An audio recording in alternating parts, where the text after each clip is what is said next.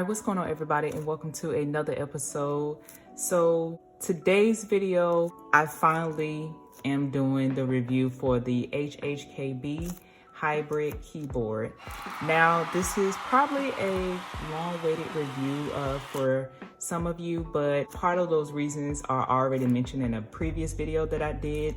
So I will have that video linked in the description as to why I may take a while to do certain reviews. Now, before we get into the unboxing here, I repackaged everything and I tried to make sure I repackaged it as the way I received it. So I may have repackaged it right, but if not, definitely bear with the unboxing because I have owned this keyboard for 9 months.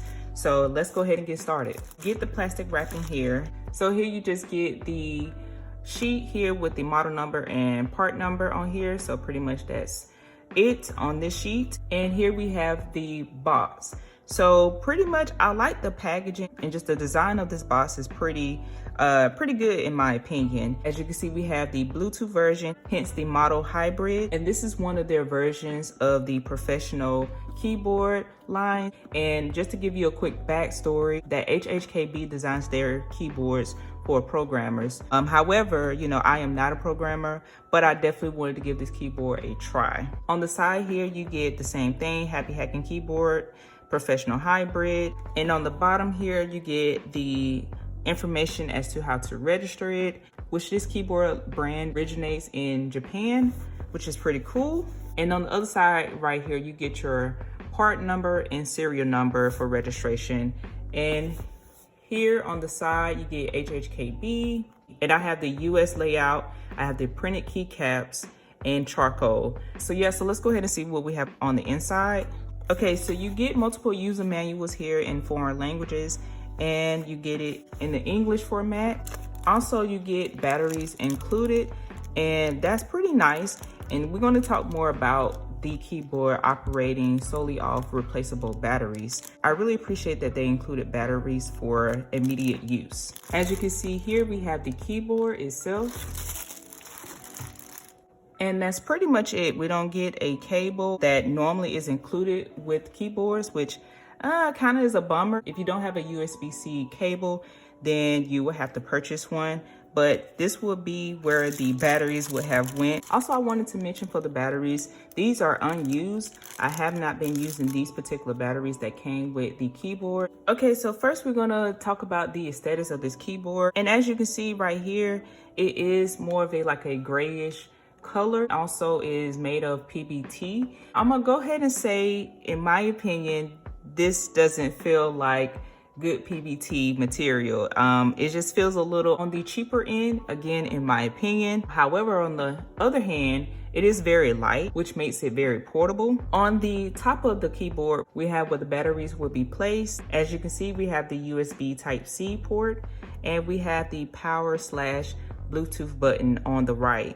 Now, simple design, and I can appreciate how the layout is on the top of it, but I will say the USB-C port is a little weird because it is so close to where the batteries would go. I figured that it would go more closer to the edge. On the side, you can see it just has a simple line separating the bottom of the keyboard from the top. So on the bottom, we have 4 rubber feet on the corners of the keyboard, but on the adjustable feet here, you don't have any rubber tips. I didn't find the rubber feet on the bottom of this keyboard that effective. You get 2 adjustable angles here. At the top here, we have HHKB Professional Hybrid in the left corner, which I like. I like the simple branding, and I like the fact that it is in black. So it makes it minimum. Right here on the right side, we have a little LED, and that is basically the light source to reflect when the keyboard is in use and when it is in pairing mode. So this form factor is a 60% layout, and I definitely had second thoughts and was skeptical on purchasing this keyboard simply because it's the untraditional layout, hence the name HHKB. So when you see other 60% form factors and think it's a little different, that's because it is. You have these blockers right here at the bottom of the keyboard, which provides a unique experience when typing on this particular layout. Now, I'm gonna go ahead and say it. I absolutely hated typing on this keyboard. It was so annoying, and coming from using strictly a 65% form factor, I was just annoyed on so many levels. So I tried it for the first 3 days, and then I put the keyboard away because this keyboard just did not make my workflow efficient. But that didn't make me return it. Of course, I wanted to stick with it because it was a challenge. So if you're not familiar with the HHKB layout, then you will see that the control button is right here and not at the corner on your standard keyboard layout, which was the struggle for me because I use control a lot. And for me, when I'm typing, I have gotten used to the style of typing that I do. So I'm used to reaching for the control at the bottom here, but you will get used to it. You just have to stick with it. Now, I would say it took me about a week or two to definitely get the hang of it and remember that the control is where the caps lock is usually. Now, speaking of cap locks, the cap locks is on the second layer. So again, as I mentioned earlier in the video, this keyboard is made for programmers, and that's who it may cater to.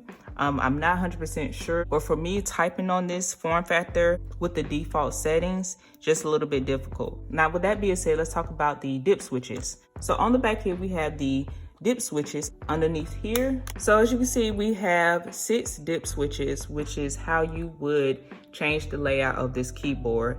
Now, you can't remap any keys. Now, the layouts here that are programmed on this keyboard is listed here on the far right. So you got SW1, SW2, you have mode, SW3, SW4, 5, 6. You get combinations at the bottom right here. You get your Bluetooth pairing, which you can pair up to 4 devices on this keyboard, which is a great thing for me. I've never seen another keyboard where you're able to pair that many devices to. I use Bluetooth a lot, and that's why I went with the hybrid system. Here in the mode category, it has below Mac that it is compatible with Mac devices.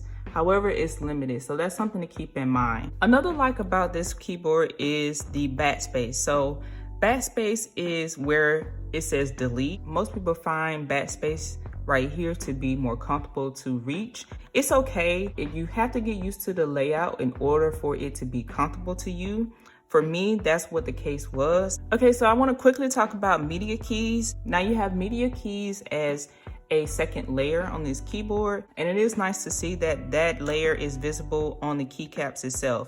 Speaking of the keycaps here, we're going to talk about the legends. Now, the legends are large and very visible to me versus the Leopold F660C. Now, although I type without looking, sometimes I find myself looking down and seeing those legends, and seeing the secondary legends on here makes it pretty nice and easier to use this keyboard. So before we move on, I want to mention one more thing about this battery compartment here. When I first seen it, I thought it was very weird, but as you're typing, when you place the keyboard down, you're not going to really notice it too much. So yes, you know it's there, but it's facing the computer. I thought it would take away from the design, but it's okay, and it grew on me over time. So I mentioned earlier that I've tested out and have used the Leopold F660C for just a little bit over a year now, and this was the first keyboard that I used with Toper switches.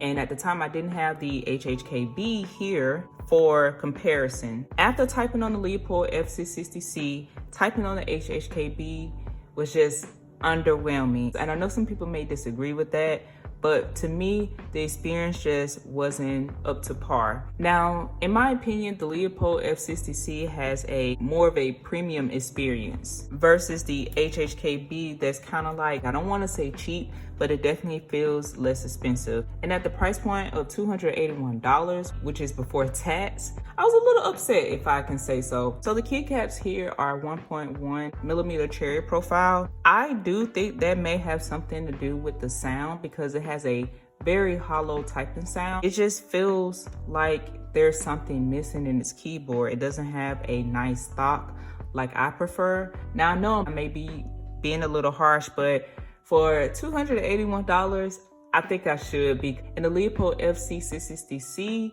is, I believe, $231. It's about a $50 difference from the HHKB. hybrid professional. Now, if you get the Type S version, which is $337 currently at the time of this video, that's even more money you're spending on that keyboard. So the keycaps are made of PBT, and with that, I prefer PBT over ABS. PBT is just more resistant to oil. Now, over time, yes, that's going to occur, but just after using the keyboards a few times, I find the keycaps and maybe even the keyboard a little unattractive, and it may prompt me to change out the keycaps. So that is a benefit of this keyboard. As I mentioned earlier, I've owned this keyboard for 9 months.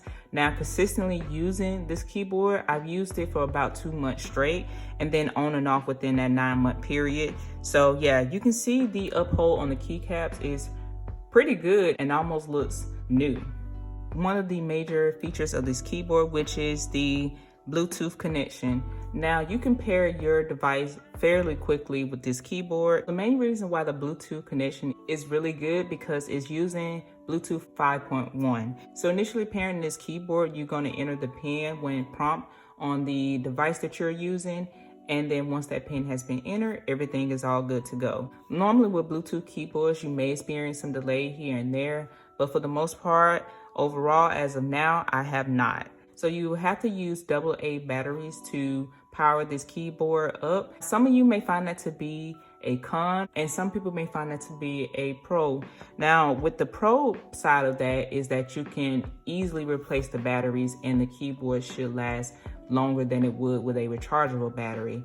And that's the thing with rechargeable batteries, they tend to diminish in power and need replacing if you can replace it in that device. That is a key thing. You don't have to worry about the capacity of a rechargeable battery with the milliamp hours. This keyboard has a sleep mode / inactive mode. So after 15 minutes, this keyboard will go into sleep mode when not in use. I prefer that over kind of the usual 10 minutes. So I talked about the Leopold a few times in this video, and that is a 65% form factor. Now, comparing the two, you can see there is a slight size difference here. So you will get the extra line where keycaps will be, and usually those will be the navigation keys and the arrow keys. When it comes to space, you will save a little. However, that's not a huge difference for me to choose the 60% form factor over the 65%. And again, for my workflow, the 65% form factor is just better. So I do talk about that in a few other videos.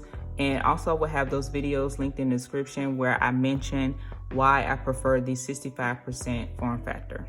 So I mentioned earlier that the price of this keyboard is currently $281, listed on mechanicalkeyboardsincorporated.com, which I will provide that link in the description for you to check out. But before, the price was $300, which is the price I originally purchased this keyboard at.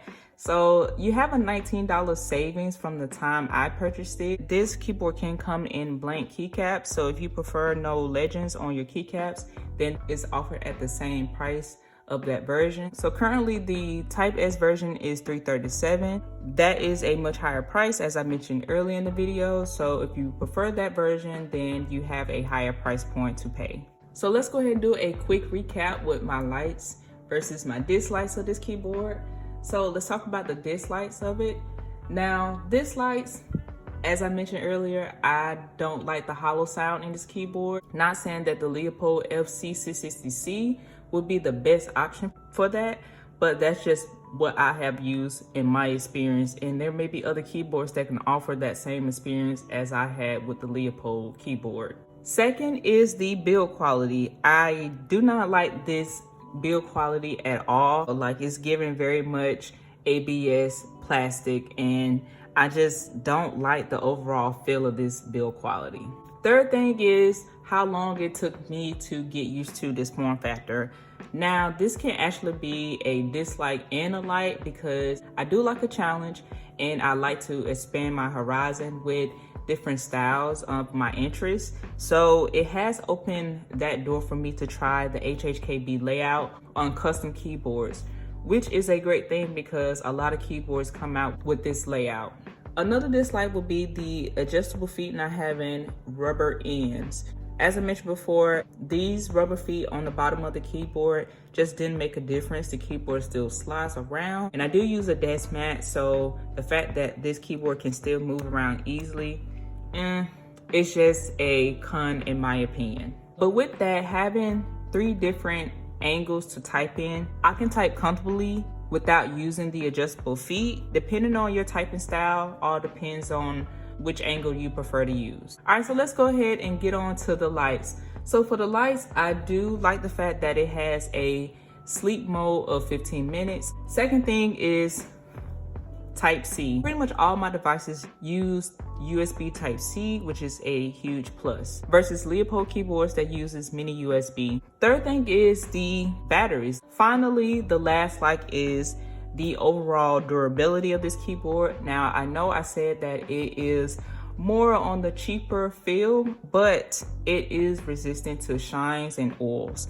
So finally, let's get down to the point of what I would recommend the HHKB or what I recommend the Leopold FC660C. Now again, this is just a keyboard I use in comparison it to the HHKB, and that just all depends on you.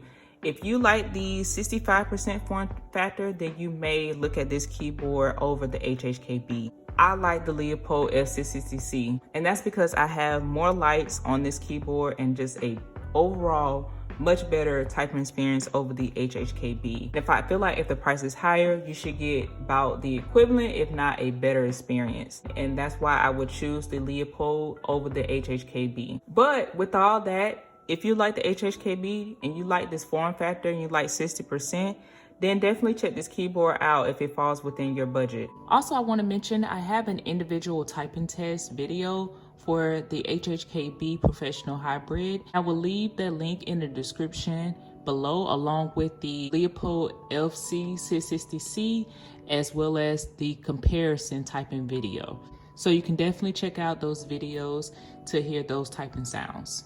All right, you guys, so that about wraps up my video. I hope you guys enjoyed it, and I hope you found this video very helpful. If you still have some questions that I wasn't able to answer in the video, definitely leave those in the comments, and I will try to answer them to the best of my ability. If you have either of these keyboards, definitely share your experience and what you like and what you dislike.